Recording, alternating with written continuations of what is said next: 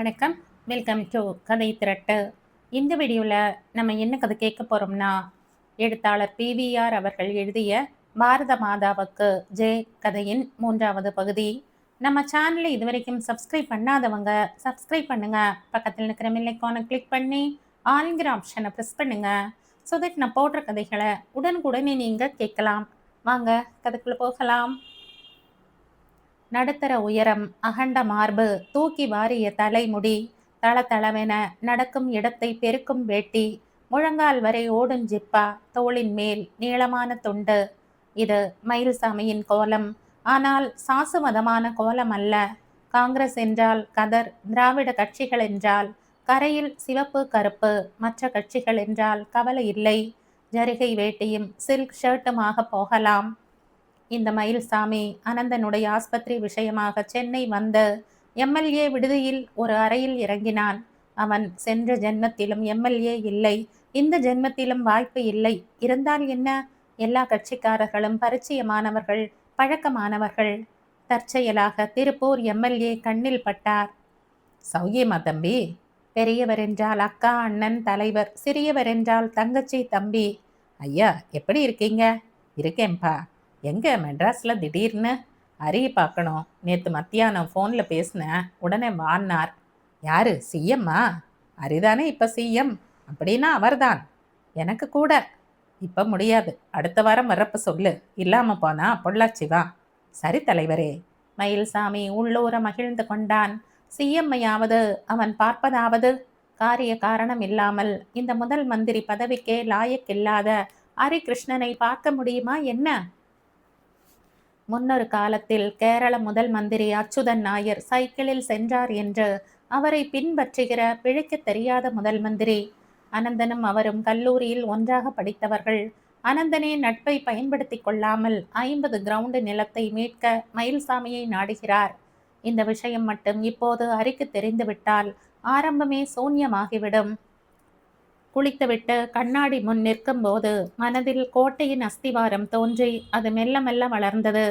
நிலம் வந்தால் ஆஸ்பத்திரி நிச்சயம். சாமாதான் எல்லாவற்றிலும் முனைந்து நிற்பான். அவனுடைய தயவு நிச்சயமாக கிடைக்கும். இப்போதே 2வது பிள்ளைக்காக ஒரு கடையை நிறுவியாக வேண்டும். அவன் எக்ஸ்ரே சம்பந்தமான படிப்பு படித்தால் என்ன, மின்சாரம் சம்பந்தமாக தேவைப்படும் அனைத்து பொருள்களையும் மயில்சாமியின் 2வது பிள்ளை விநியோகம் செய்வான். மூத்தவன் எரபாலு செட்டி தெருவில் ஏற்கனவே இருக்கிறான். சிமெண்ட், இரும்பு கம்பிகள், குழாய்கள், கதவு தாழ்பாள்கள், கழிப்பு அறைக்கு தேவையான பொருள்கள் இவையெல்லாம் வழங்க சிமெண்ட் ஏஜென்சிக்கும் ஏற்பாடு செய்ய வேண்டும். மயில்சாமி கண்ணாடியில் இருந்து திரும்பினார். ஒளிமயமான எதிர்காலம் கண்ணை விட்டு திடீரென்று அகன்றது. அவன் சென்னை வந்து 3 மணி நேரம் ஆகிவிட்டது. இன்னும் கனவிலேயே இருக்கிறான். தேனாம்பேட்டையில் அல்லவா சாமா சொன்ன நிலம் இருக்கிறது? அங்கே அல்லவா ஏழை எளியவர்கள் குடிசை வாழ்க்கை வாழ்கிறார்கள்? குடிசைகள் என்று இருந்தால் அது ஒரு சிறிய குப்பமாகிவிடும். குப்பத்துக்கு ஒரு வணங்காமுடி இருப்பான். அவன் வைத்ததுதான் சட்டம். அவன் இனம் காட்டுகிறவனுக்குத்தான் குடிசை மக்கள் ஓட்டு போடுவார்கள். ஒரு ஓட்டுக்கு இவ்வளவு ரூபாய் என்று நிலவரப்படி நிர்ணயம் செய்து மொத்தமாக வாங்கி அதில் சிறிய பங்கை வீசி எறிவதும் இந்த தலைவன்தான்.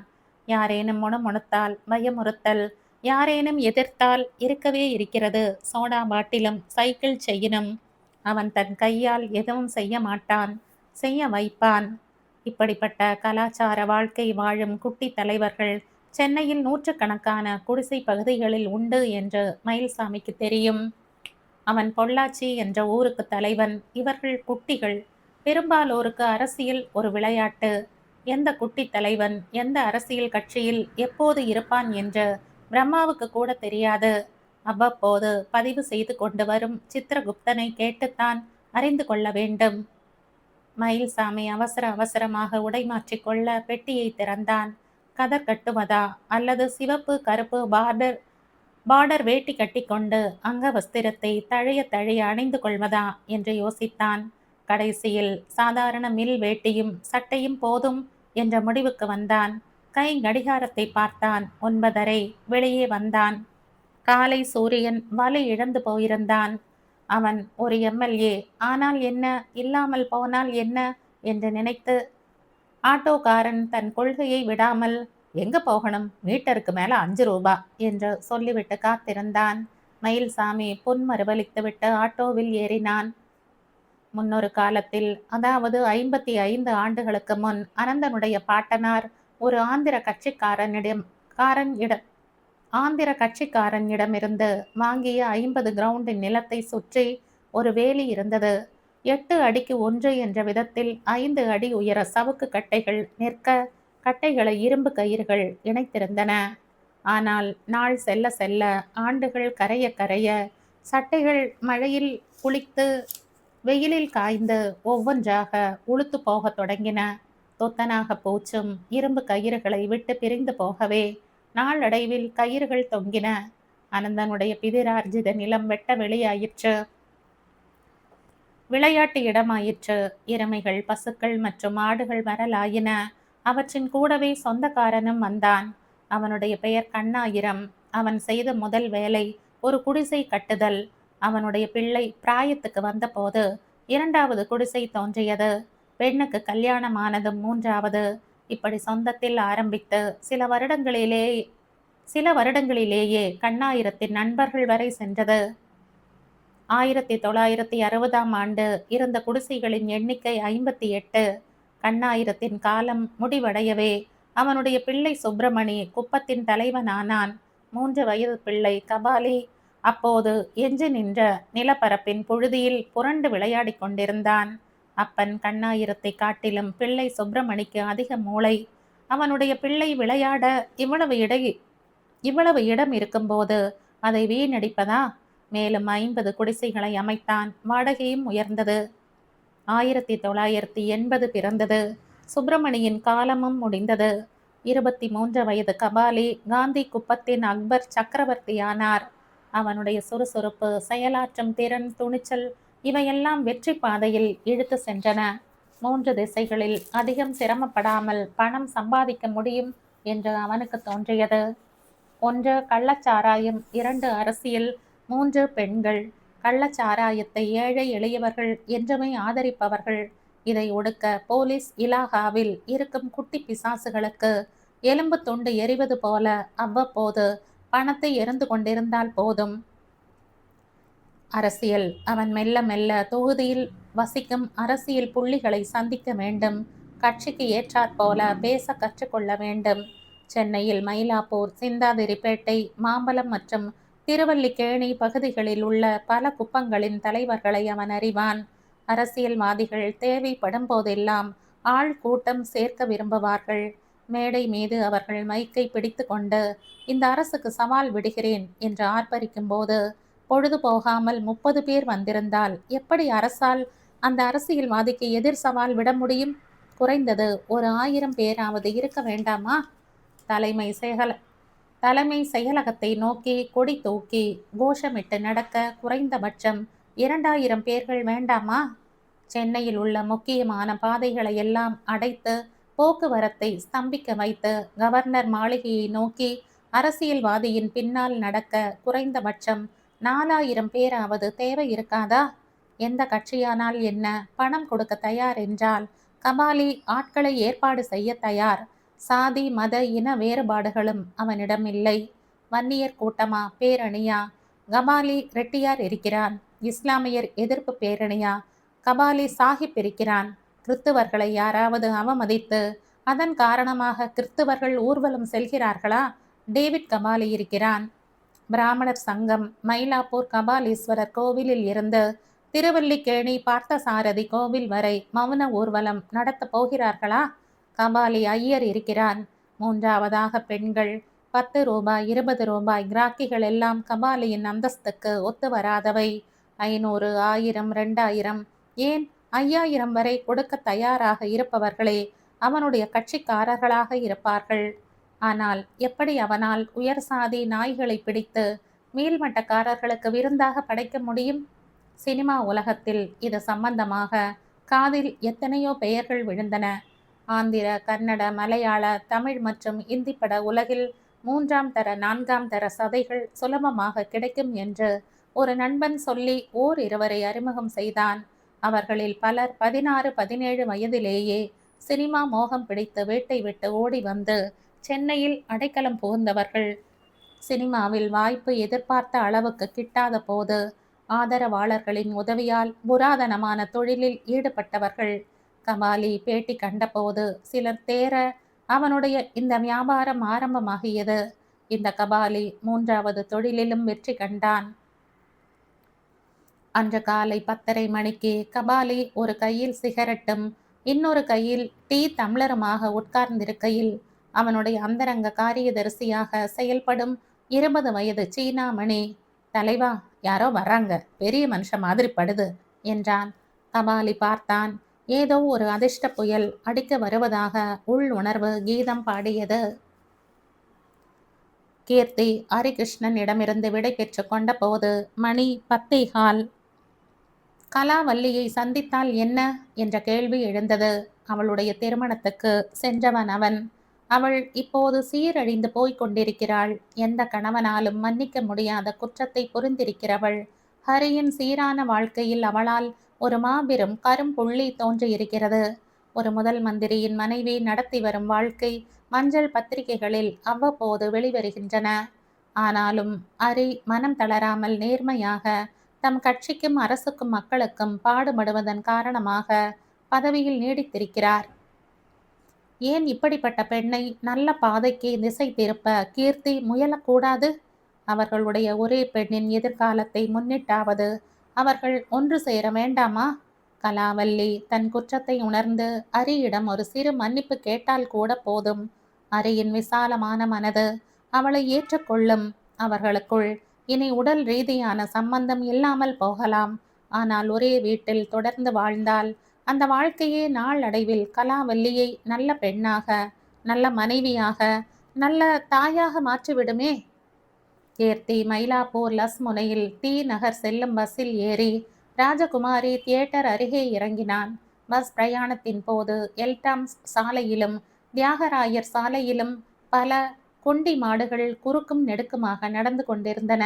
ஒரு சில சாலையின் நடுவே படுத்திருந்தன. கீர்த்தி தணிகாசலம் தெரு வழியாக நடக்கையில் சென்னை மாநகர கார்ப்பரேஷன் அதிகாரிகளும் கீழ்மட்ட சிப்பந்திகளும் மும்முரமாக பசு மற்றும் எருமை மாடுகள் வேட்டையில் இறங்கியிருந்தார்கள்.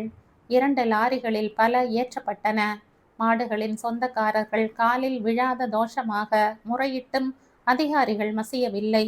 கறவை மாடுகளை இவ்வளவு சிரத்தையுடனும் கடமை உணர்ச்சியுடனும் பிடித்து லாரியில் ஏற்றும் அதிகாரிகள் ஏன் கொண்டி மாடுகளை கண்டு கொள்வதில்லை? கீர்த்தி அந்த அதிகாரியை நெருங்கினான். வணக்கம் சார். அதிகாரி அவனை ஏற இறங்க பார்த்தார். கதர் வேட்டியும் கதர் ஜிப்பாவும் ஆஜானுபாகுவான தோற்றமும் ஒரு கணம் சிந்திக்க வைத்தது. அரசியல்வாதிதான், சந்தேகமே இல்லை. எந்த மத்திய மந்திரிக்காவது வேண்டப்பட்டவனாக இருக்குமோ? வணக்கம், என்ன வேணும்?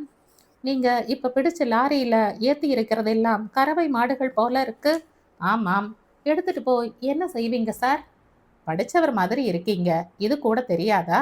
கார்ப்பரேஷன் பவுண்ட்ல அடைப்போம். சொந்தக்காரங்க வந்து அபராதத்தையும் தீனிக்கான பணத்தையும் கொடுத்துட்டு மீட்டுட்டு போவாங்க. அவங்க என்ன குத்தம் செய்தாங்க சார்? மாடுகளை ரோட்டில் அலைய விடுறது குத்தம்னு உங்களுக்கு படலையா சார்? எவ்வளவு விபத்து ஏற்படுறது? கண்டிப்பா குத்தம்தான், தண்டிக்கப்பட வேண்டிய குத்தம்தான். ஆனா நீங்க பாரபட்சமா நடந்துக்கிறீங்க. எப்படி சொல்றீங்க? கொஞ்ச நேரம் முன்னாடி லஸ்ல இருந்து 12ஆம் நம்பர் பஸ்ல வந்த Luz church road, Eldams road, Thyagaraya road எல்லாத்துலேயும் குறைந்தது 20 மாடுகளாவது அலைஞ்சிட்டு இருந்தது. அதெல்லாம் கொண்டி மாடுகளா இருக்கும். நீங்க சொல்ற சாலை விபத்து கொண்டி மாடுகள் மூலமா ஏற்படாதுன்னு விட்டு வைக்கிறீங்களா? அதுகளை ஏத்தி பவுண்ட்ல அடைச்சா எவன் மீட்டுட்டு போக வருவான்? ஏன் சார் தர்க்கம் பண்றீங்க? நான் சொல்ல வந்தது, நீங்க உங்க கடமையை கார்ப்பரேஷனுக்கு பணம் வர அளவுக்குத்தான் செய்யறதா படுறது சார். இதெல்லாம் சொல்ல நீங்க யார் சார்? இத்தனை நேரமும் கீர்த்தியும் அந்த அதிகாரியும் பேசிக் கொண்டிருந்ததை குழுமி இருந்த பலர் கேட்டார்கள். அவர்களில் சிலர் பசு மற்றும் எருமைகளின் சொந்தக்காரர்கள். நான் ஓட்டு போடுற சாதாரண குடிமகன், கேட்க உரிமை இருக்கு சார். உங்க உரிமையை எந்த மேடையில ஏறி நிலைநாட்ட முடியுமோ அங்க நிலைநாட்டுங்க. கீர்த்தி சிரித்தான். இப்ப யாரு ஸ்பெஷல் ஆஃபீஸர்? சீதாராமன் தானே? கமிஷனர் சாந்தகுமாரியா? அவங்ககிட்டயே கேட்குற? ஐயா, இப்பவே கேளுங்க ஐயா. மாடு போயிருச்சு, அவ்வளவுதான்.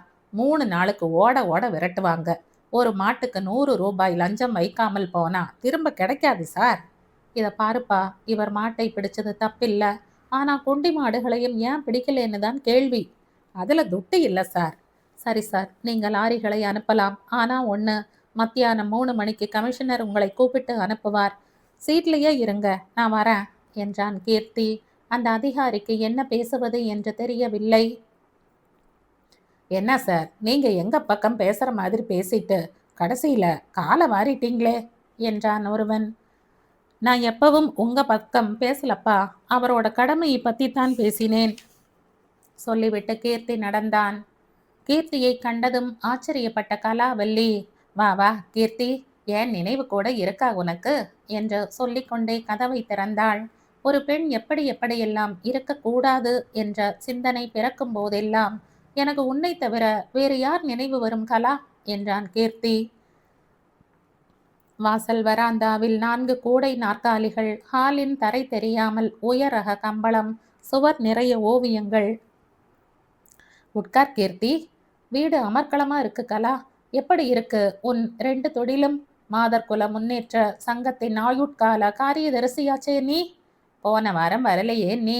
டெல்லி, பாம்பே, கல்கத்தா, ஒரு ஊர் பாக்கி இல்லை. டெல்லி மந்திரிகள் 3 பேர், கர்நாடக மந்திரி, ஆந்திர மந்திரி. ஒரே மந்திரி மயமாக்கும். நம்ம கவர்னர் தான் தலைமை தாங்கினார். கவர்னர் மத்திய மந்திரியோட காதோட சொன்னதை அப்புறம் அவர் என்னிடம் ரகசியமாக சொன்னார். அடுத்த வருஷம் எனக்கு நிச்சயமா பத்மஸ்ரீ பட்டம் உண்டாம். இப்ப அதையெல்லாம் நிறுத்தியாச்சே, மறுபடியும் ஆரம்பிக்க போறாங்களாம். கேட்க ரொம்ப சந்தோஷமா இருக்கு கலா. ஆனா ஒரு பயமும் உண்டாறது. என்ன அது கீர்த்தி? நீ செய்யற இன்னொரு தொழிலுக்கு எப்ப என்ன தண்டனை கிடைக்குமோன்னுதான். உன் பயம் பலிக்க சான்ஸே இல்ல கீர்த்தி. உன்னை மாதிரி பீஷ்மர்கள் இருந்தா நான் உஷாரா இருக்கணும். இங்க வர்றவங்களெல்லாம் யாருன்னு நினைச்ச? மந்திரிகள், போலீஸ் அதிகாரிகள், பெரிய பெரிய வியாபாரிகள். மாடியில் இருக்கிற 7 ரூமும் எப்பவும் ஜெய ஜெயன்னு இருக்கும். ஆனா ஒரே ஒரு பெரிய மந்திரி மட்டும் வரவே மாட்டார் இல்லையா? ஏன் கீர்த்தி, உன் புத்தி இப்படி கோணலா போறது? என் கழுத்தை பாரு, அந்த ஆள் கட்டின தாலி கூட இல்ல. இன்னைக்கு லீலாவை பார்த்தேன் கலா, நல்லா வளர்ந்திருக்கா. வேற ஏதாவது பேசலாம் கீர்த்தி. உன்னை சின்ன வயசுல இருந்து தெரியும் கலா. நான் ஐஐடியில படிக்கிறப்ப நீ சமுதாய விழிப்புணர்ச்சி என்கிற தலைப்பில் பேசின பேச்சு இன்னும் என் காதில ஒலிக்கிறது. நீ சமூக தொண்டுக்காக பிறந்திருக்கிறவ. இப்ப திசை மாறி போயிட்ட. மறுபடியும் பழைய பாதைக்கு நீ வரணும். நீ போகாத ஊருக்கு வழி தேடுற கீர்த்தி. நான் இப்ப சந்தோஷமா இருக்க. சந்தோஷங்கிறதே மனசோட உணர்ச்சி தான் கலா. இன்னும் 10 வருஷம் போனா நீயே நடக்கிறதையெல்லாம் நினைச்சு வருத்தப்படுவ. எனக்கு நீயும் வேண்டியவள். உன் புருஷன் அறியும் வேண்டப்பட்டவர். அவர் உன்மேல் சத்தியமா கோபமே இல்ல கலா. வருத்தம்தான் மாற்றது. அவருக்காக இல்லைனாலும் பெண் லீலாவுக்காகவாவது. ஸ்டாப் இட் கீர்த்தி. நான் யாருடைய உபதேசத்தையும் கேட்க தயாரா இல்ல. சாரி கலா, நீ கோவிச்சுக்கிற. பரவாயில்ல. நாம நம்ம நாட்டையே பெண்ணா பார்க்கிறோம், தாயா பார்க்கிறோம். அதான் தாய் நாடுன்னு சொல்றோம். ஒரு வீடு நல்ல வீடா குடும்பமா அமையறதுக்கும் பெண் தான் தேவை. அரி, நீ கேட்காமலே உன்னை மன்னிச்சிடுவான். நான் திரிஞ்சு போன பால் கீர்த்தி. என்னால இனிமே மாற முடியாது. சொந்த வீடு இருக்கு, பணம் இருக்கு, செல்வாக்கு இருக்கு, அது போதும். இதெல்லாம் வாழ்க்கை ஆயிடாது கலா. நீ சொல்ற வாழ்க்கை எனக்கு இனிமே தேவையில்லை. ஓகே, ஆனா ஒரு சின்ன வேண்டுகோள். என்ன? இந்த தொழிலை நிறுத்திவிடு. பணத்தை அள்ளி கொட்டுற தொழில், பெரிய மனிதர்களை அறிமுகப்படுத்துற தொழில் எதுக்கு நிறுத்தணும்? நீ செய்யறது சரியில்லை கலா. தர்ம ரீதியா மட்டுமில்ல, சட்டப்படியும் குத்தம். சட்டத்தை வளைக்கிறவள் நான். இங்க வந்து போகிற போலீஸ் அதிகாரிகள், ஜட்ஜுகள், மந்திரிகள் லிஸ்ட் தரவா? என்கிட்ட சவால் விடாத கலா. நான் நினைச்சா உன் வியாபாரத்தை ஒரே நாள்ல நிறுத்தி இந்த பங்களாவை சீல் வச்சு உன்னையும் உள்ள தள்ள முடியும். கலாவல்லி வாய்விட்டு சிரித்தாள். நீ ஐஏஎஸ்ஸா இருந்தாலே முடியாத காரியம். இப்ப மாஜி ஐஏஎஸ். கொடுக்கு இல்லாத தேள். கீர்த்தி தன் முயற்சி தோல்வி அடைவதை உணர்ந்தான். கலாவல்லி சீண்டினாள். உலகத்திலேயே மிகவும் புராதனமான தொழில் இது கீர்த்தி. ஒருவேளை நான் உள்ளே போனாலும் அங்கேயே தங்கிட மாட்டேன். வெளியே வந்துடுவேன். மறுபடியும் ஆரம்பிப்பேன். வேணும்னா உன் சீஃப் மினிஸ்டர்கிட்டயே சொல்லு. அவரும் அடிக்கடி இங்க வந்து போகிறவர்தான்னு பத்திரிகை நிருபர்கள் கிட்ட அறிக்கை கொடுப்பேன்னு சொல்லு. என் கட்டில் ஆடுறதுக்கு முன்னாடி அவருடைய நாற்காலி ஆட ஆரம்பிக்கும். முதன் முறையாக கீர்த்திக்கு கோபம் வந்தது. அடக்கி கொண்டான்.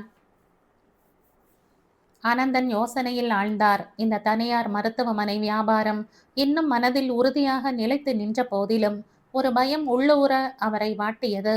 நிலத்தை மீட்கும் பொறுப்பை சாமா மயில்சாமியிடம் ஒப்படைத்திருக்கிறான். மயில்சாமியை பற்றி என்றுமே அனந்தனுக்கு நல்ல அபிப்பிராயம் கிடையாது. காரியமாக என்ன வேண்டுமானாலும் செய்யக்கூடியவன். பணம் சம்பாதித்து அனுபவிப்பதை விட வேறு எந்த ஆசையும் லட்சியமும் மனித வர்க்கத்துக்கே இருக்கக்கூடாது என்ற லட்சியம் கொண்டவன்.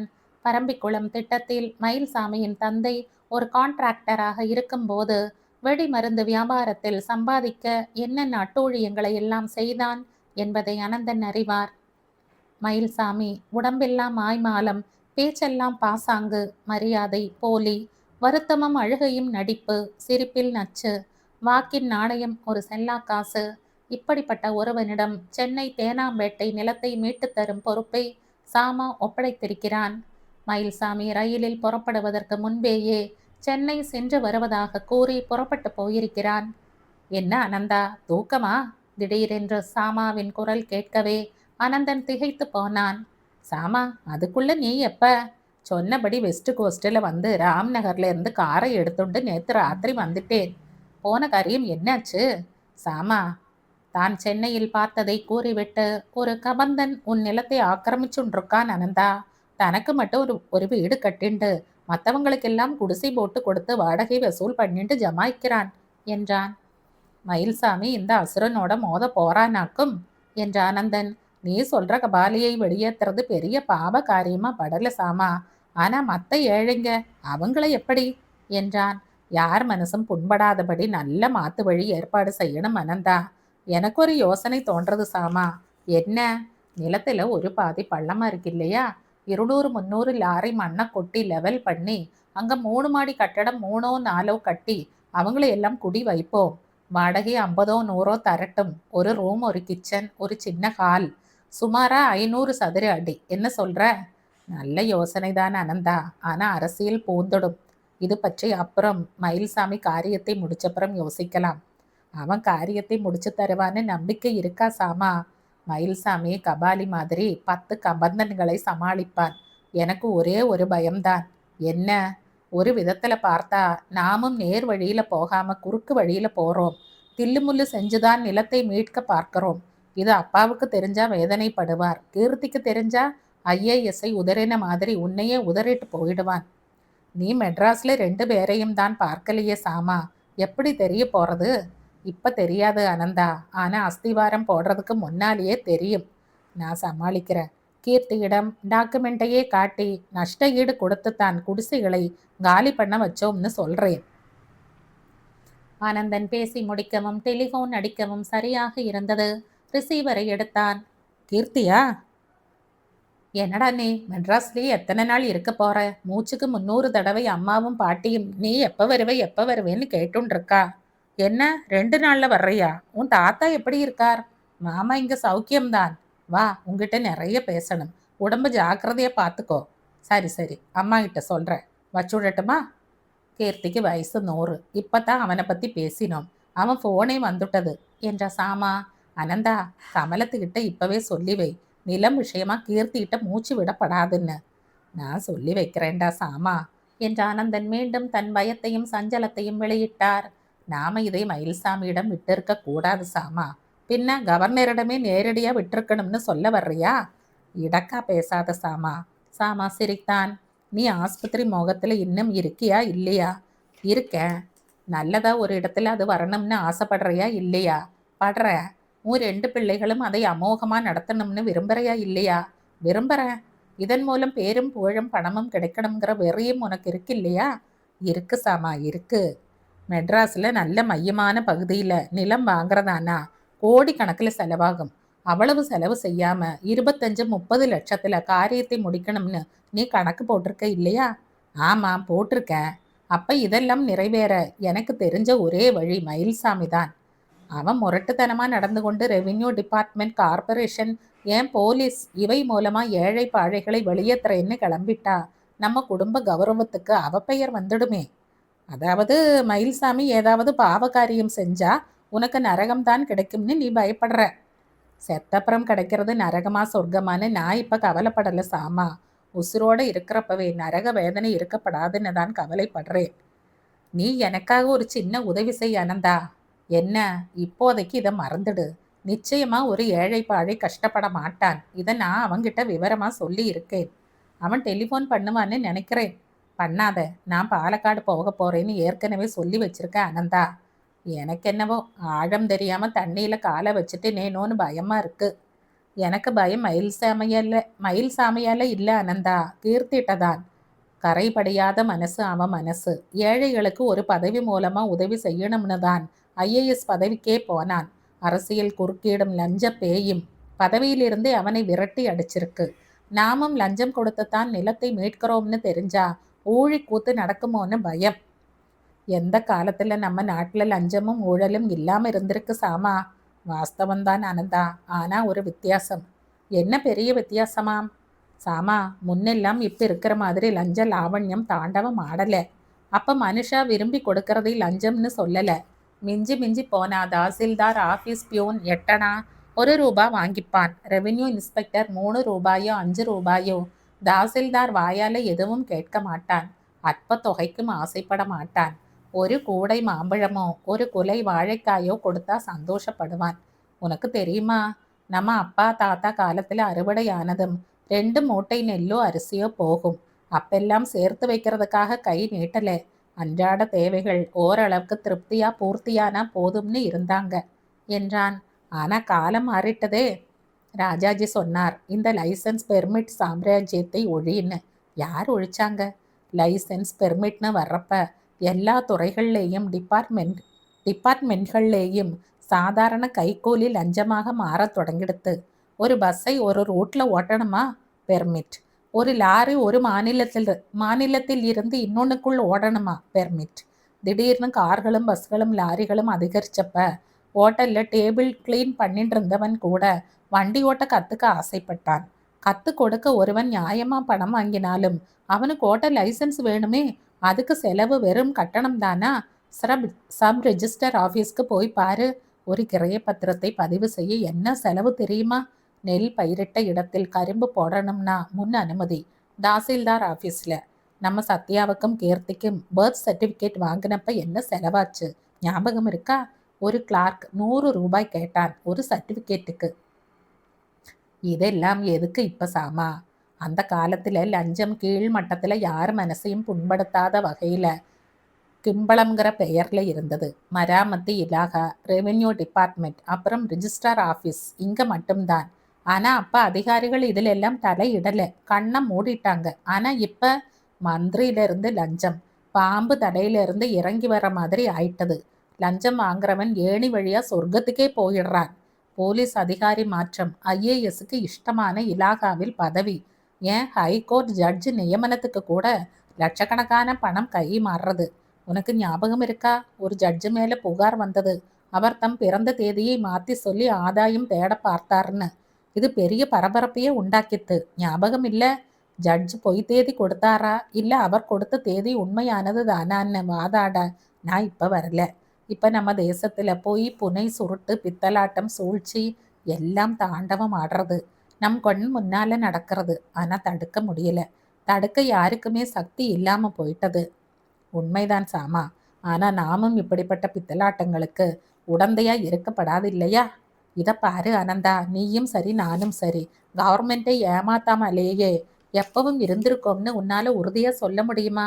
நீ இன்கம் டேக்ஸ் காரனை ஏமாத்தினது இல்லையா? அப்படி இல்லைனா ஏன் தீபாவளி புது வருஷம்னு வர்றப்ப டிபார்ட்மெண்ட்ல உள்ள எல்லோருக்கும் ஏதேனும் அன்பளிப்புங்கிற போர்வையில வசதிகள் கொடுக்கற? ஒரு வருஷம் ஒருத்தனுக்கு டிவி வாங்கி கொடுத்த. பழச கிளறாத சாமா. பழசு புதுசுன்னு எதுவும் கிடையாது அனந்தா. ஒரு வேசியை கல்லால அடிச்சு கொல்லணும்னு ஒரு கூட்டம் ஆவேசப்பட்ட போது இயேசு சொன்னார், தப்பே செய்யாதவன் எவனோ அவன் முதல்ல கல்லை விட்டு எறியட்டும்னு. அவ்வளவுதான், கூட்டமே கலைஞ்சது. இதை நான் எதுக்கு சொல்ல வரேன்னா, எல்லா யுகங்களிலும் தப்புகள் நடந்திருக்கு. அளவில் தான் வித்தியாசம். ஊரெல்லாம் பொய் சொல்லின்னு இருக்கே. ஒரு நீதி கதை மூலமாவது மனுஷங்களை மாற்ற முடியுமான்னு யோசிச்சுதான் பொய்யே சொல்லாத ஹரிச்சந்திரன் கதையை எழுதினாங்க. ஒருத்தனுக்கு ஒருத்திங்கிற லட்சியம் வேணும்னு தான் ராமனோட கதை. நீ எங்கேயோ போற சாமா. நான் எங்கேயும் போகல. 7 கற்புக்கரசின்னு அனுசூயா, சீதை, தமயந்தி, திரௌபதி, தாரை, மண்டோதரி, அருந்ததின் எல்லாம் அந்த காலத்துல எழுதி இந்த காலம் வரை சொல்றாங்க. ஏன் அந்த காலத்துல கற்பை ஒரு பிரதான விஷயமா எடுத்து சொன்னாங்க? எல்லா பெண்களுமே அந்த காலத்து சமூகத்துல கற்போடு இருந்திருந்தா இவங்களை மட்டும் ஏன் தனியா எடுத்து சொல்லணும் அனந்தா? எல்லா காலகட்டத்திலும் அநியாயம், அக்கிரமம், அநீதி நடந்திருக்கு. ஆனா நிதர்சனமா நாம பாக்குறப்ப நம்ம உலகம் ஏன் இப்படி அதல பாதாளத்துக்கு போயின்னு இருக்குன்னு நாம பயப்படுறோம். மனுஷனுக்கு பொன், பெண், மண் இந்த மூணிலும் அவன் உண்டானப்ப இருந்த ஆசை இன்னும் மறையல அனந்தா. மறையவும் மறையாது. பெரியார் இந்த சமூகத்தை பார்த்தப்ப அதை சீர்திருத்த ஆசைப்பட்டார். ஆனா நம்ம மாதிரி உள்ள பிராமணர்களைத்தான் அவர் எதிர்க்கிறார்னு நாம நினைச்சோம். நினைச்சது பெரிய தப்பு, ரொம்ப பெரிய தப்பு. அவர் நம்மை மாதிரி மற்ற எல்லா சாதிக்காரர்களும் முன்னேறணும், அப்படி முன்னேறிட்டா எல்லா சாதிகளும் ஒரே தட்டில சாப்பிடுவாங்கன்னு எண்ணினார். சாதிகள் இல்லைன்னு பிராமண பாரதியே சொன்னான். ஆனா எத்தனை ஆயிரம் சாதிகள்! அனந்தன் சிரித்தார். அது என்னமோ கரெக்ட். ஐயர், ஐயங்கார், ஐயர்ல எத்தனை பிரிவுகள்! வடமன், பிரகர்சனம், பாத்திமன், அஷ்டசகசிரம், அப்புறம் நாமம் போடுற ஐயங்கார்கள், மடக்கலை, தென்கலை, எத்தனை வகை முதலியார்கள், தொண்டை மண்டலம், ஆற்காடு, செங்குந்தர்னு பலது. செட்டியார்களை பாரு, ஆரிய வைசியன், வாணியன், நாட்டுக்கோட்டைன்னு பல பல. இஸ்லாமுக்கு போ, ஷியா, சீனி, கிறிஸ்துவனை பாரு, எத்தனை பிரிவுகள். கத்தோலிக், அதுல சிரியன், கிறிஸ்டின்னு ஒன்று, ப்ராட்டஸ்டன்ட், ஆஸ்கிலிகன், பென்டோகோஸ்டல். கேரளாவில் திருச்சூர்ல 20க்கும் மேற்பட்ட தனித்தனி சர்ச் இருக்கு. தமிழ்நாட்டை பாரு, பிள்ளை கிறிஸ்டியன் இன்னொரு பிள்ளை கிறிஸ்டியனோடு தான் சம்பந்தம் வைத்துக்கொள்ள ஆசைப்படுறான். நாடார்லேயும் அது மாதிரி. எனக்கு தெரிஞ்ச ஒரு ஐயர் கிறிஸ்டியன் தன் பெண்ணுக்கு இன்னொரு ஐயர் கிறிஸ்டியன்ல நல்ல பிள்ளை இருக்கிறானான்னு தேடின்னு இருக்கான். 10 வருஷமா கிடைக்கல. இப்ப அவளுக்கு வயது 37. இதெல்லாம் இப்ப எதுக்கு சொல்ல வரேன்னா, நாம இன்னும் மாறல. நம்மை மாத்த இதுவரை ஒரு சக்தி பொறக்கல. இதுவரையில் அவதரிச்ச சக்திகள் எல்லாம் தோத்து போயாச்சு. புதுசா வரணும்னா அதுக்கு நம்ம தேசத்து இளைஞர்கள் தான் வழி காட்டணும். ஆனந்தன் அலுப்பு அடைந்திருக்க வேண்டும். ஊஞ்சலை விட்டு எழுந்தார். இன்னைக்கு இது போதும் சாமா. சாமா சிரித்தான். நாம தெரிஞ்ச இப்போ ஒரு பாவ காரியத்தை நம்ம குழந்தைகளுக்காக செய்யறோம் ஆனந்தா. என்னதான் பணமா நஷ்ட ஈடு கொடுத்தாலும் பாவம் பாவம்தான். நீ எதை சொல்ற? தேனாம்பேட்டை நிலம் நீதானே அதை ஞாபகப்படுத்தின. இல்லைன்னு சொன்னனா 100க்கும் மேற்பட்ட குடிசைகள்ல இருந்து குறைஞ்சது 300 பேராவது அந்த இடத்தை விட்டு போயிட மாட்டார்களா? அவர்கள் எங்கானும் போவார்கள், வாஸ்தவம்தான். ஆனா இடப்பெயர்ச்சிக்கு நாம தானே அடிப்படை காரணம். அப்ப என்ன செய்யறது சாமா? நீ பேசாம இரு. பாவம் செய்தாத்தான் அப்புறம் ஒரு பிராயச்சித்தம் செஞ்சு புண்ணியத்தை தேடிக்கலாம். சில சமயங்கள்ல என்னால உன்னை புரிஞ்சுக்க முடியறதில்ல சாமா. ஏன் உன்னால? என்னாலேயே என்ன புரிஞ்சுக்க முடியறதில்ல. சாமா சொல்லிவிட்டு எழுந்தான். அன்று காலையில் இருந்தே கபாலி எல்லோர் மீதும் எரிந்து விழுந்து கொண்டிருந்தான். முந்தின நாள் மாலை 5 மணிக்கு 2 லட்சம் ரூபாய் மதிப்புள்ள சாராயத்தை ஆந்திரா தமிழ்நாடு எல்லையில் அபூர்வமான நேர்மைக்கு பெயர் போன உயர்மட்ட போலீஸ் அதிகாரி ஒருவர் கைப்பற்றி விட்டார். சம்பந்தப்பட்டவர்களை காவல் நிலையங்களிலும் அடைத்து விட்டார். பிடிப்பட்டவர்கள் கபாலியை காட்டிக் கொடுக்க மாட்டார்கள்தான். ஆனால் அவன் முதலீடு செய்த 2 லட்சம் ஒரே மின்னலில் சாம்பலாகிவிட்டதே. அவன் எத்தனையோ போலீஸ் அதிகாரிகளை அவ்வப்போது கவனித்து கொண்டிருக்கிறான். ஆனால் இந்த அதிகாரி நெருப்பு அருகில் போக முடியாது. நேர்மை அவருக்கு எந்த வெகுமதியையோ பாராட்டையோ அளிக்கவில்லை. பார்க்க போனால் அரசியல் பிசாசுகளின் மனக்கசப்புதான் மிஞ்சியது. இதன் காரணமாக ஊருக்கு ஊர் மாற்றல்கள் வந்து கொண்டே இருந்தன. கட்டை பிரம்மச்சாரியான அவர் எதை பற்றியும் கவலைப்படவில்லை. தாம் உண்டு, தன் வேலை உண்டு, தாம் வணங்கும் மந்திராலய மகான் மற்றும் இயேசு உண்டு என்று இருந்தார். இந்த 2 லட்சம் ரூபாய் நஷ்டத்தை எப்படி ஈடு செய்வது என்று தெரியாமல் உள்ளூர கலங்கிக் கொண்டே சிகரெட்டும் டீயுமாக உட்கார்ந்திருக்கையில்தான் ஒரு கம்பீர பார்வையுடன் ஒருவர் கபாலியை தேடிக்கொண்டு வந்தார். வணக்கம் என்ற 2 கைகளை கூப்பிக்கொண்டே மயில்சாமி வீட்டினுள் பிரவேசித்தான். ஒரு கணம் கபாலி அயர்ந்து போனான். கொத்து மீசை, நெற்றி நிறைய விபூதி, குங்குமம், கவர்ச்சி மிகுந்த தோற்றம். அவனை விட வயதில் பெரியவன். எதற்காக வந்திருக்கிறான்? வாங்க உட்காருங்க. என் பெயர் கபாலி. தெரியும், நான் மயில்சாமி, பொள்ளாச்சி. எங்க தொகுதி எம்பி, எம்எல்ஏ 2 பேருமே சொன்னாங்க. உங்களை பார்த்தா போதும், அனாவசியமா தமிழ்நாட்டு மந்திரி, டெல்லி மந்திரி, கவர்னர்னு அலைய வேண்டாம்னு. அதான் நேரா இங்க வந்தேன். கபாலி ஒரு கணம் சிலிர்த்து போனான். அரசியல் வட்டாரத்தில் அவன் பழகினவன்தான். பல கட்சிகளுக்கு ஆள் படை கொடுத்து உதவினவன்தான். ஆனால் பொள்ளாச்சியின் பூகோளமே தெரியாத அவனை பொள்ளாச்சி எம்எல்ஏ எம்பிக்களுக்கு தெரிந்திருக்கிறது. என்ன சாப்பிட்றீங்க? Bournvita, coffee, juice? பேசக்கூடாது. நான் என் சாப்பாடு விஷயத்தில் ரொம்ப கண்டிப்பா இருக்கிறவன். நான் இப்ப என்ன செய்யணும் அதை சொல்லுங்க. அதை இங்க பேச முடியாது மிஸ்டர் கபாலி. மிஸ்டர் போட்டு யாரும் அவனிடம் பேசியதில்லை. கபாலி சிலிர்த்து போனான். அப்ப எங்க வரணும்? எம்எல்ஏ ஹாஸ்டல்ல தங்கி இருக்கேன். ஆனா நான் அங்கேயும் பேச விரும்பல. எல்லா கட்சி எம்எல்ஏக்களும் குறுக்க வந்து வந்து குதறுவாங்க. டாஜ்ல ரூம் போடட்டுமா இல்ல சோழா சௌகரியமா? எதுக்குங்க அனாவசிய செலவு? உங்களுக்கு ஒரு விஷயம் தெரியுமா மிஸ்டர் கபாலி? பணம் சம்பாதிக்கணுங்கிற ஆசையோ எண்ணமோ இருந்தா பணம் செலவு செய்யவும் தெரியணும். டாஜ் ஹோட்டல் உங்களுக்கு அனாவசியமாக தோணலாம். ஆனா கிடைக்க போற ஆதாயத்தை நினைச்சு பார்க்கறப்ப இந்த செலவு குழந்தைக்கு மிட்டாய் வாங்குற மாதிரி தான். நீங்க என்ன அசத்துறீங்க சார்? எப்ப வரணும்னு சொல்லுங்க. ஹோட்டல் ரூம் புக் பண்ணிட்டு ஃபோன் பண்றேன். உங்க ஃபோன் நம்பரை கொடுங்க மிஸ்டர் கபாலி. கபாலி எழுந்தான். மயில்சாமி எழுந்து மறுபடியும் இரு கைகளையும் கூப்பி வணக்கம் தெரிவித்துவிட்டு நகர்ந்தான். எப்படி வந்தீங்க? எம்எல்ஏ சிவதானு காரை எடுத்துட்டு போனான். நான் இரவல் கார்ல போற பழக்கம் இல்லை. பொள்ளாச்சியில ஒரு மாருதி அம்பாசிடர் இருக்கு. என் மனைவி அடிக்கடி பழனி, சென்னிமலை, மருதமலைன்னு முருகனை தேடிட்டு போறவ. அவளுக்காக இன்னொரு அம்பாசிடர் புக் பண்ணி இருக்கேன். தை பிறந்ததும் டெலிவரி எடுப்பேன். வரட்டுமா? வரேன். என் கார்? கபாலி எடுத்தான். இப்பத்தானே சொன்னேன் மிஸ்டர் கபாலி, நோ இரவல் கார். நான் தெருவரை வர்றேன். சிரமப்படாதீங்க. குப்பம் ரொம்ப அசுத்தமா இருக்கு. எங்க பார்த்தாலும் சாணி, சேறு. நீங்க தலைவர், கவனிக்கலாமே. கவர்மெண்ட்ல இருந்து ஏதாவது உதவி வேணும்னா சொல்லுங்க. மந்திரி அமிர்தலிங்கத்துக்கிட்ட ஒரு வார்த்தை காதுல போடுறேன். கபாலியின் மறு வார்த்தைக்கு காத்திராமல் ஒரு கையால் சற்றே வேட்டியை தூக்கி பிடித்து இன்னொன்றால் மூக்கை பிடித்து கொண்டே மயில்சாமி விரைவாக நடந்தான். இவன் ஒரு பெரிய புள்ளி என்ற கபாலி இனம் கண்டு கொண்டான். வந்தது எதற்காக? நிச்சயமாக பெண்ணோ சாராயமோ இல்லை. அரசியல் சம்பந்தப்பட்டதாக இருக்குமோ? டெல்லி மற்றும் தமிழ்நாடு மந்திரிகளோடு நட்பு கொண்டவர். எம்பி எம்எல்ஏக்களோடு உறவாடுகிறவர். அரசியல் சம்பந்தமாக அவனுடைய உதவியை நாடி வர வேண்டிய அவசியம் இல்லையே. பின் எதற்கு? கபாலி குழம்பி போனான். அக்கணத்தில் சாராய பறிமுதல் மறந்து போயிற்று. யாரு தலைவா இந்த ஆளு? எந்த கட்சி தலைவன் என்று சீனாமணி கேட்டான். தெரியலடா. என்ன வேணுமாம்? அதுவும் தெரியல.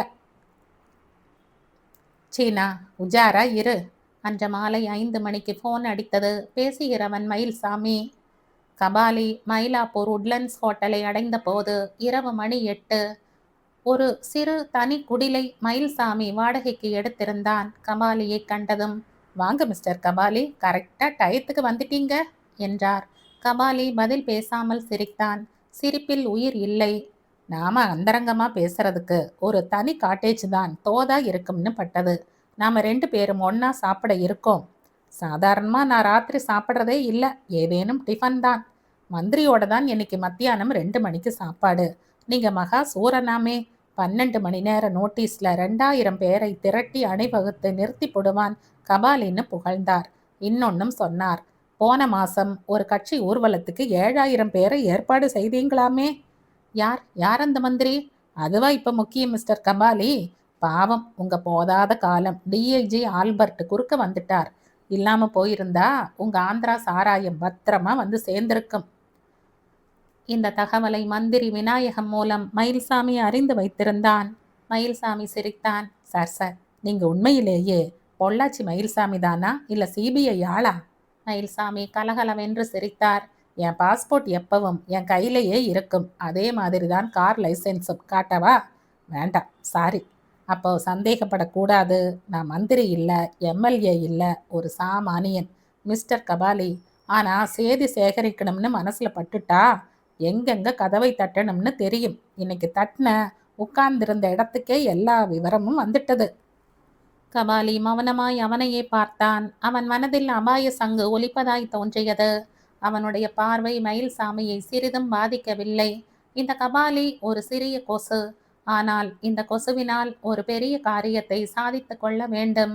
இப்போது அவனை பயமும் சஞ்சலமும் நடுங்க வைத்து கொண்டிருப்பதாகப்பட்டது.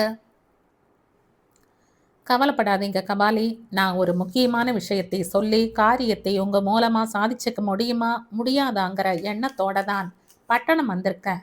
வந்த உடனே உங்களை சந்திச்சேன்.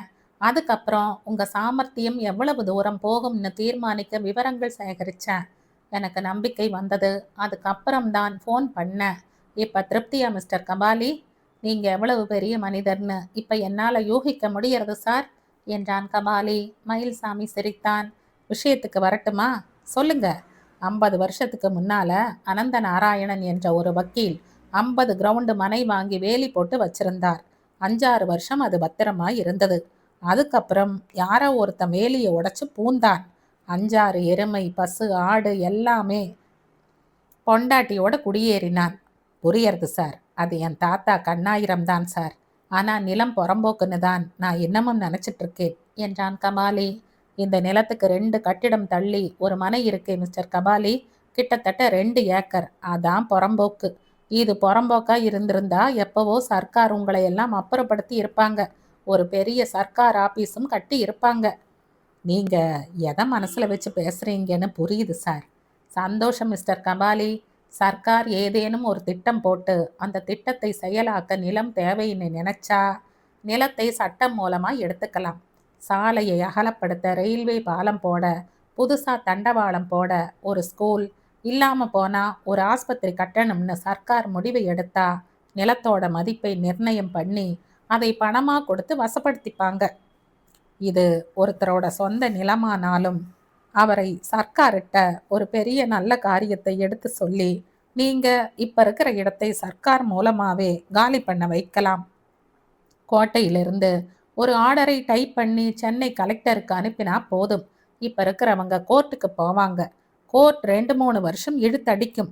அப்புறம் நீங்க குடியிருக்கிற வேறு இடத்தை கொடுக்க சொல்லும். அது ஆதம்பாக்கமோ பெருங்குடியோ இல்ல வேளச்சேரியோ யார் கண்டா? உங்க உத்தேசம் என்ன சார்? சர்க்கார் மூலமா போனா என்னால எளிசா நிலத்தை மீட்டுடலாம். ஆனா அதுல எனக்கு இஷ்டம் இல்லை. உங்களை மாதிரி தலைவருக்கும் ஆதாயம் இருக்கணும். என்ன மாதிரி புள்ளிகளுக்கும் பணம் தேவைப்படுறது. கபாலிக்கு மூச்சு திணறியது. மனிதன் ஒரு பெரிய திட்டத்தோடு தான் வந்திருக்கிறான். என்னதான் சொல்ல போகிறான் இன்னும் கேட்போமே. சொல்லுங்க. மந்திரிட்ட சொல்லி இப்ப சொன்னனே 2 ஏக்கர் புறம்போக்கு அதை கொடுக்க சொல்றேன். நாளடைவில் பட்டா எழுதி தரவும் சொல்றேன். உங்களுக்கு தனியா நஷ்ட ஈடா ரொக்கம் 5 லட்சமும் ஒரு சின்ன பங்களா 7-8 லட்சத்துக்குள்ள கட்டி முடிக்கிற மாதிரி ஒன்றும் தர ஏற்பாடு செய்யறேன். ஒரு கணம் யோசித்தான் கபாலி. 5 லட்சம் ரூபாய், அதுவும் ரொக்கமாக. இதுவரை அவன் நினைத்து பாராத தொகை. சாராய வியாபாரத்தில் எக்கச்சக்கமாக மாதா மாதம் வந்து கொண்டிருந்தாலும் பயந்து பயந்து செத்து செத்து சம்பாதிக்கும் பணம் அது. வயதாக வயதாக சமூகத்தில் அவனுக்கு மதிப்பு இல்லாமல் போய்விடும். இப்போது காந்தி குப்பத்தில் அவனுக்கு கிட்டிய உறவினர்கள் வெகு சிலரே. மற்றவர்களையெல்லாம் அவன் லட்சியம் செய்வது கிடையாது. என்னை தவிர 110 குடும்பங்கள் இருக்காங்க சார். தலா 10,000. புதுசா போற இடத்துல புதுசா குடிசை போட இன்னைக்கெல்லாம் பெருசா என்ன செலவாகும்? களிமண் வேணும், அப்புறம் மூங்கில், தென்னங்கீத்து, அவ்வளவுதான். அவசியப்பட்டா மந்திரிட்ட சொல்லி அவங்களுக்கு இதுக்காக பணம் தனியா கொடுக்க சொல்றேன். என் விஷயத்துல நீங்க கொஞ்சம் தாராளமா இருக்கலாம் சார். சரி, நேத்து தான் 2 லட்சம் ரூபாய் சாராயம் நஷ்டமாயிருக்கு. அதையும் மனசுல வச்சுட்டு 5 லட்சத்தை 8 உயர்த்துறேன். சம்மதம்னு சொன்னா அட்வான்ஸ் 1 லட்சம் 24 மணி நேரத்துல ரொக்கமா உங்க மடியில விழும். 8 லட்சம் ரொக்கம், 7-8 லட்சம் ரூபாய்க்கு வீடுன்னு சொல்றீங்க சார். ஆமாம், நீங்க வீடு கட்ட சிரமப்பட வேண்டாம் சார். நானே ஒரு இடம் பார்த்து கட்டிக்கிறேன். மொத்தமா ஒரு ஒரு என்ன சொல்ல வர்றீங்கன்னு புரியறது மிஸ்டர் கபாலி. மொத்தமா 20ன்னு. கபாலி மௌனமாய் புன்முறுவலித்தான். சரி, ஆனா ஒரு கண்டிஷன். சொல்லுங்க சார். அட்வான்ஸ் 1 லட்சம், அப்புறம் நீங்க என்னைக்கு தயார்னு சொல்றீங்களோ அன்னைக்கு 1 லட்சம், மீதி 18 காரியமானதும் நிலம் எங்க கைக்கு வந்ததும். திடீரென்று ஒருவித பயமும் சந்தேகமும் கபாலியின் உள்ளத்தில் உண்டாயின. அட்வான்ஸை பொறுத்தவரை கவலை இல்லை சார். அதாவது நிலம் கைக்கு வந்ததும் 18 லட்சத்தை நானே முழுங்கிடுவேனோன்னு பயப்படுறீங்கல்ல? நியாயமான பயம்தான். இந்த வாக்குறுதியை உங்களுக்கு தெரிஞ்ச எம்எல்ஏ முன்னால தரட்டுமா? வேண்டாம் சார், அது பிரச்சனையை கிளப்பிவிடும். அப்போ இப்படி செய்யலாம். எப்படி சார்? நிலம் சீர்திருத்தம் பற்றி சம்பந்தப்பட்ட மந்திரி விநாயகம் இருக்கார் இல்லையா? அவர் வீட்டுக்கு நாளை காலை டிஃபனுக்கு போக போறேன், கூப்பிட்டிருக்கார். நீங்களும் அங்க வாங்களேன். அவர் முன்னிலையில் இந்த வாக்குறுதியை தந்தா திருப்தியா? என்ற மயில்சாமி தொடர்ந்து, இதை நான் எழுத்தில் எழுதித்தர முடியாது இல்லையா என்றார். ஆமாம் சார் என்ற கபாலி தொடர்ந்து, வாய் வார்த்தையால சொன்னா எவனும் நகர மாட்டான் சார் என்றான். அடக்கடவுளே கபாலி, இப்ப நீங்க யார்கிட்டையும் மூச்சு விடக்கூடாது. நீங்க புத்திசாலின்னு நினைச்சனே, அவ்வளவுதானா? புரியுது. அவங்க எல்லாரும் எதிர்பாராத விதமா வேற வழி தெரியாம இடத்தை விட்டு போறதை தவிர எந்த கதியும் இல்லைன்னு தெரிஞ்சுக்கணும். இப்ப நீங்க புத்திசாலித்தனமா பேசுறீங்க மிஸ்டர் கபாலி என்றான் மயில்சாமி. இடம் எப்ப வேண்டி இருக்கும் சார்? நீங்க அட்வான்ஸை வாங்குறப்ப என்றான் மயில்சாமி. சரி சார், அப்ப நாளைக்கு காலையில மந்திரி விநாயகம் வீட்டுக்கு நீங்க வர்றீங்க. எத்தனை மணிக்கு சார்? 8, 8:15. வரேன் சார். நீங்க பொள்ளாச்சிக்கு எப்ப வேணும்னாலும் ஃபோன் பண்ணிட்டு வரலாம். என் கெஸ்ட் ஹவுஸ்ல தங்கிக்கலாம். அப்புறம் இன்னும் ஒன்று, நான் தர அட்வான்ஸை மெட்ராஸ் பேங்க்ல போடாதீங்க. ஒன்னா கையில வச்சு காப்பாத்துங்க. இல்லாம போனா வேற ஒரு ஊர்ல ஒரு பேங்க்ல போடுங்க. நாளைக்கு யாரும் எந்த கேள்வியும் கேட்கக்கூடாது. இதுவும் நல்ல ஐடியா தான் சார். நாயுடுபேட்டையில என் கூட்டாளி இருக்கா, அங்க பேங்க் இருக்கு. அப்ப சாப்பாட்டை கொண்டு வர சொல்லட்டுமா? சரி சார்.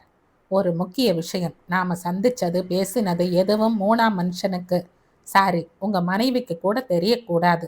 நாளைக்கு மந்திரி விநாயகம் முன்னிலையில் நான் வாக்கு தர போறேன்னா அது உங்களுக்கு ஒரு நம்பிக்கையை உண்டாக்கத்தான். நான் என் வாக்கை மீறினால் உங்களுக்கு எப்படி பழி வாங்கிறதுன்னு சொல்லித்தர வேண்டாம். உங்ககிட்ட எத்தனை அடியாட்கள் இருக்காங்கன்னு எனக்கு தெரியும். சொல்லிவிட்டு சிரித்து கொண்டே மயில்சாமி எழுந்தான். கபாலி மௌனத்தில் உறைந்து போனான்.